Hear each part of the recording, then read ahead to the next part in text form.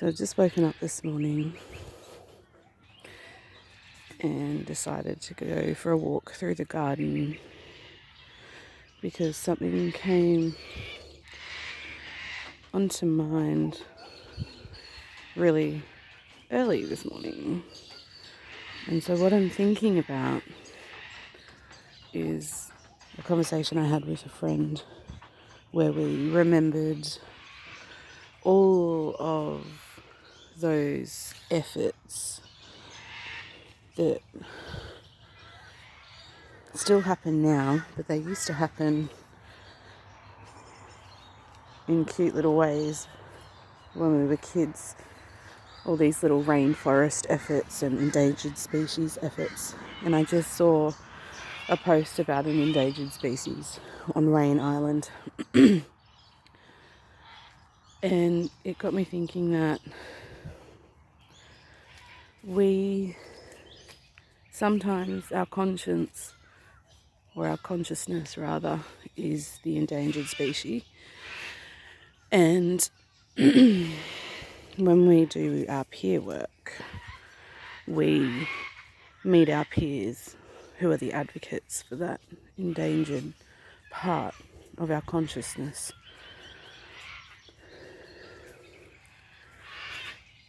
Because with a lot of species that are endangered, when you live outside of that ecosystem, you don't know about it until we have these efforts to bring those things back into our awareness, whether it's the cute little bookmarks or Facebook posts or t-shirts or adverts. There's someone advocating for the potential loss of this beautiful creature or ecosystem, and you've got people who it matters enough to. And I think about that like peer work, that we've got a potential endangerment of losing ourselves when we're going through a crisis, when we've gone through hardship, and we go through pain and suffering. And often ourselves we forget about who we are in our true authentic self. Sometimes we've never met that person. And while that's ultimately something for us to do ourselves and get that work done internally, it's really beautiful when you've got a team who don't have any agenda other than to see you and be present with you and witness you in that whole energy and that whole self and that whole identity and that whole person.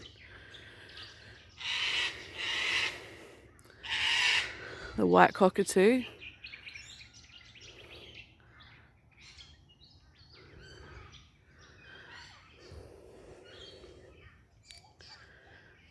so I just think about what we're doing as peer workers when we're having conversations and meaning and sitting in space together.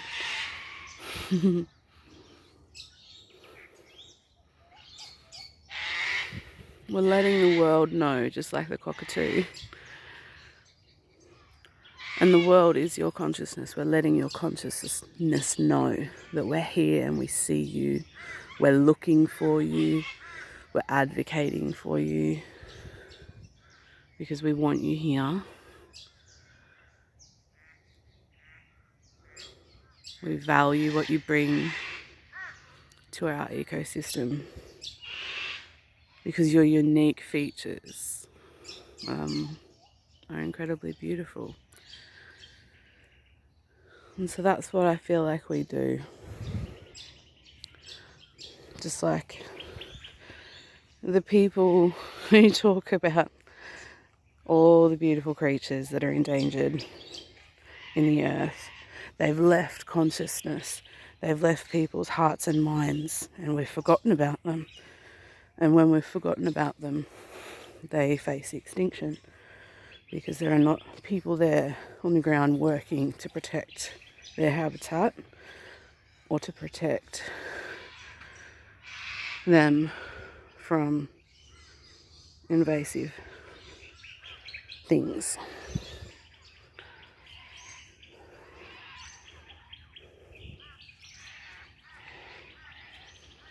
And that is what was on my mind this morning as I watched the birds and the greyhound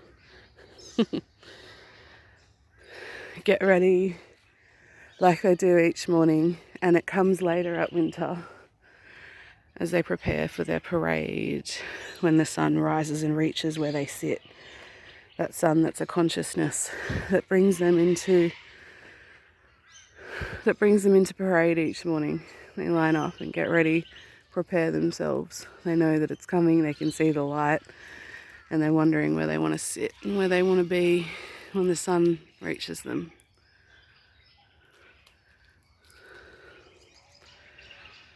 I love seeing the way they all do this differently.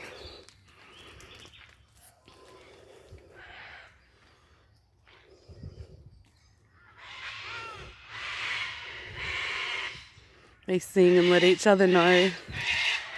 The white cockatoo again.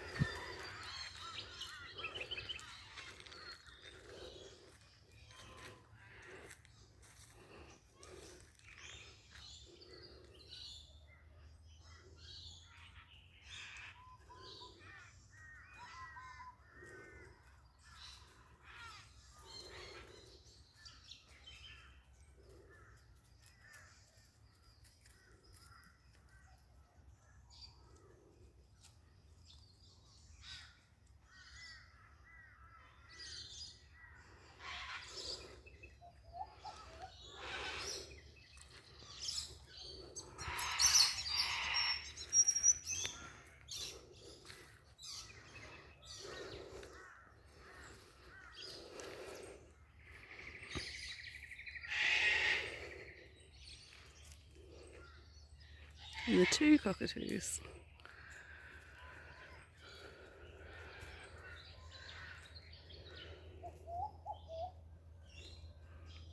Getting up. There they are.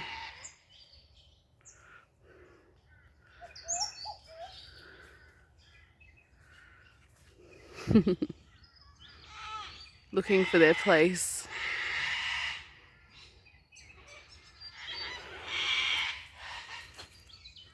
To sing to the sun and tell the sun what they've learnt, what they know, what they see. The cockatoo, the white cockatoo, is incredibly beautiful and one of, if actually the first bird species I had a friendship with. The white cockatoo shows us and reflects to us the surroundings and the situation, just as this messaging does. The white cockatoo can take us on a vision and take us on a journey in our surrounding area to let us know what's here and what's around, to help us make decisions. The white cockatoo is like the peer worker in the sky and takes us on a journey around to show us what the landscape is and what we're working with,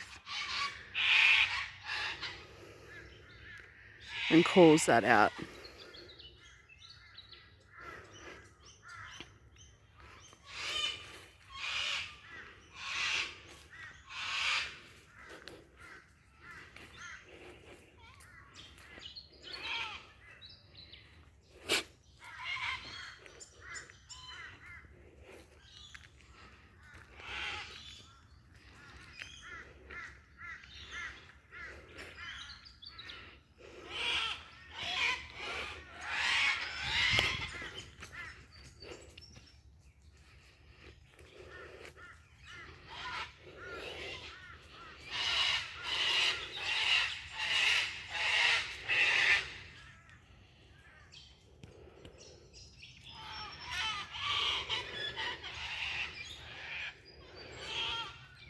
Imagine that conversation that's happening right now.